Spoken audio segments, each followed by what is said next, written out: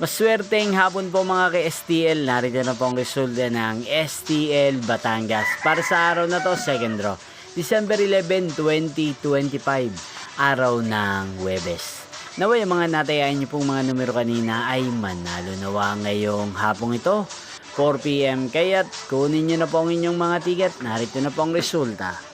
Ang mga numerong nanalo sa STL Batangas ngayong hapong ito, December 11, 2025. 4:30 PM, second draw result 5 at 1 in exact order. Again, 5 at 1. At ngayong hapong ito sa STL Batangas, atin pong i-shoutout si Ate Muret ng Batangas na araw-araw pong nanonood sa channel to. Shoutout po sa inyo, Ate Muret. Sana po ay nasa maayos kayong kalagayan. At sa lahat po ng mga taga Batangas, shoutout po sa inyo. Inyo pong napanood ang resulta ng STL Batangas. Magkita-kita pong muli tayo mamayang 8:30 PM. Thank you for watching.